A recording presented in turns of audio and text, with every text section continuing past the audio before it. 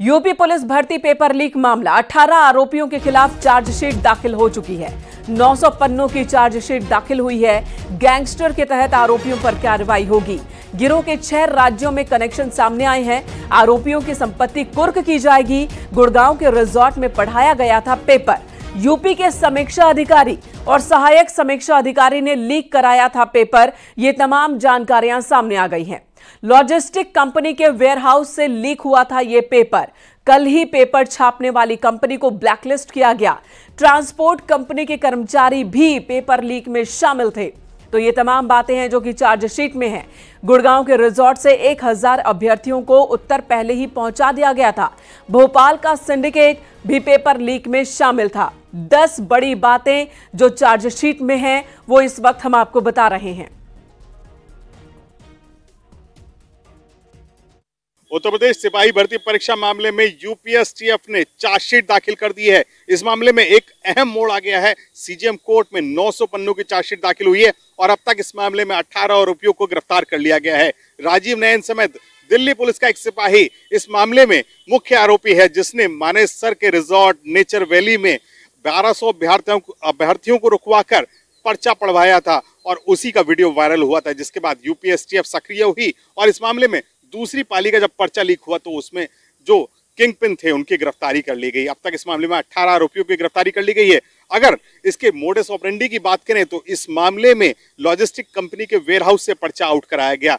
जो logistic company के कर्मचारी थे उन्हें सेट किया गया, बॉक्स खुलवाया गया और उसी में से पर्चा आउट हुआ, जिसको मानेसर के नेचर वैली रिजॉर्ट में पढ़वाया गया था और उसी के बाद ये पूरी परीक्षा हुई। और अब इस गिरोह के कनेक्शन 6 राज्यों में मिल रहे हैं। यूपी, बिहार, राजस्थान, छत्तीसगढ़ समेत कई ऐसे राज्य हैं जिसमें ये लोग पर्चा लीक करने का काम करते थे और इसके पहले भी यूपी में कई अन्य परीक्षाओं का भी पर्चा लीक कराया गया है। इस पूरे मामले में एसटीएफ के अधिकारियों की माने तो गैंगस्टर एक्ट के तहत कार्रवाई की जा रही है और जो इन लोगों की संपत्ति है उन्हें कुर्क किया जाएगा। और यूपी में पेपर लीक जैसी घटनाओं पर पूरी तरह से शिकंजा कसने के लिए योगी सरकार ने बड़ा फैसला लिया। योगी सरकार ने यूपी में प्रतियोगी परीक्षाओं के लिए नई नीति तैयार की है, जिसके तहत 4 एजेंसियों को अलग अलग जिम्मेदारी दी गई है। अब 4 लाख से ज्यादा छात्र होने पर 2 चरणों में परीक्षा होगी। एक पाली में पीसीएस परीक्षा कराने की छूट होगी। साथ ही छात्रों का सेंटर गृह जिले से बाहर होगा। सरकारी स्कूल, इंजीनियरिंग और मेडिकल कॉलेज परीक्षा सेंटर बनाए जाएंगे। वहीं योगी सरकार ने ऐसा प्लान तैयार किया है जिससे पेपर लीक पर पूरी तरह से लगाम लग सके। इसके लिए सरकार ने जो बड़े फैसले लिए हैं उसके तहत क्वेश्चन पेपर में सीक्रेट कोड डाले जाएंगे। हर पन्ने पर यूनिक बार कोड होगा, क्यूआर कोड होगा, यूनिक सीरियल नंबर जैसे कोड होंगे, जिससे पेपर की आसानी से जांच हो सके और उसका मिलान किया जा सके। इसके अलावा क्वेश्चन पेपर छापने वाली प्रिंटिंग प्रेस पर भी कड़ी निगरानी रखी जाएगी। खासकर प्रश्न पत्र लाने ले जाने वाले बॉक्स की tamper proof multi layer packaging की जाएगी, जिसे टेम्पर ना किया जा सके। क्वेश्चन पेपर सेटिंग के लिए पर्याप्त वक्त दिया जाएगा। प्रश्न पत्र छापने वाली एजेंसी की परीक्षा नियंत्रक समिति नियमित जांच करेगा। प्रिंटिंग प्रेस में मोबाइल और कैमरा ले जाने पर पाबंदी लगाई गई है। प्रेस में जाने वाले सभी के पास आईडी कार्ड होना अनिवार्य कर दिया गया है। वहीं बाहरी व्यक्ति को प्रेस में जाने नहीं दिया जाएगा। प्रेस के चारों ओर सीसीटीवी कैमरे से निगरानी की जाएगी और इसकी रिकॉर्डिंग 1 साल तक सुरक्षित रखी जाएगी।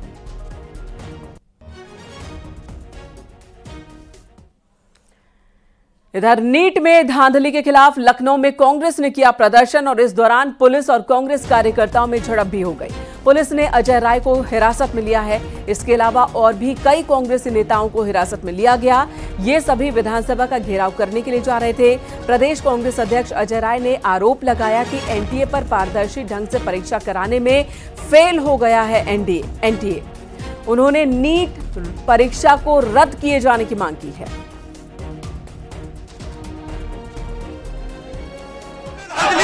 इस वक्त कांग्रेस एक बड़ा प्रदर्शन कर रही है और विधानसभा का घेराव करने के लिए आगे बढ़ रही है। इस वक्त हमारे साथ प्रदेश अध्यक्ष मौजूद है। सर, क्या मांग है आपकी? है कि जो ये पर्चे लीक हुए हैं, ये पर्चा निरस्त करिए और उसका डेट डिक्लेयर करिए। इसको लेकर आप कहाँ जा रहे हैं? क्या आपकी विधानसभा का घेराव पूरे देश के अंदर पूरे देश के अंदर ये कांग्रेस पार्टी सड़क पर है और हम इसका विरोध कर रहे हैं। लेकिन सरकार कह रही है कि वो इस मामले की जांच करा रही है। जांच कब तक होगी? तत्काल पर्चा इसको निरस्त करें और डेट डिक्लेयर करें किस दिन एग्जाम कराएगा। सरकार ये कह रही है कि यूजीसी को नीट को कैंसिल किया है, लेकिन नीट की जांच चल रही है। नहीं, जांच नहीं चल रही है। ये साबित हो गया कि पूरी तरीके से इसमें पर्चे लीक हुए हैं और इसको ये साबित हो गया है। इसको तुरंत निरस्त करिए और डेट डिक्लेयर करिए। जैसा कि आपने सुना, ये थे कांग्रेस प्रदेश अध्यक्ष अजय राय, जो कि इस वक्त आप देख सकते हैं यूपी विधानसभा का घेराव करने के लिए आगे बढ़ रहे हैं। और नीट मामले में ही सुप्रीम कोर्ट में एक और याचिका दाखिल हुई है। कोर्ट ने इस पर भी नोटिस जारी किया। 8 जुलाई को बाकी याचिकाओं के साथ इस पर सुनवाई होगी। कोर्ट ने एक बार फिर कहा कि काउंसलिंग पर अभी कोई रोक नहीं है। अगर परीक्षा रद्द करने का फैसला लिया जाता है तभी वो काउंसलिंग रद्द होगी।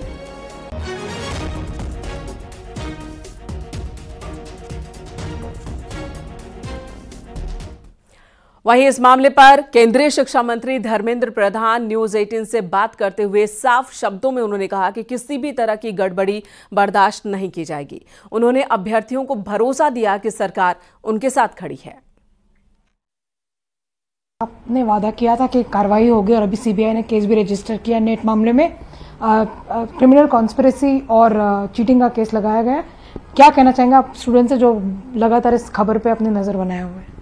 देखिए, मैं भारत की शिक्षा विभाग की दायित्वधारी के नाते मैं सभी को आश्वस्त करना चाहता हूं, देश की विद्यार्थियों को आश्वस्त करना चाहता हूं, ये सरकार आप ही के हैं।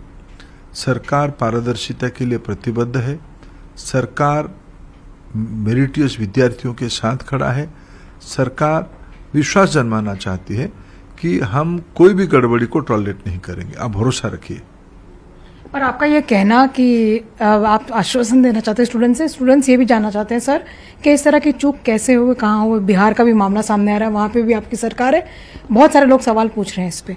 देखिए, एक घटना की तो हमने सीबीआई इंक्वायरी जिसकी जोड़ा बड़ा रामिफिकेशन है। भारत की कोई परीक्षा प्रणाली डार्क नेट में चला जाए, ये गहन अध्ययन की बात है। कौन है उसके लिए जिम्मेदार? कौन सी माफिया लोग उसके पीछे हैं? कौन गुनहगार है? अंदरूनी लोग कौन गुनहगार है? इसको सारे को ढूंढा जाएगा। बाकी नीट को लेके जो कुछ विसंगति आई तो मूलतः आई थी ग्रेस मार्क की।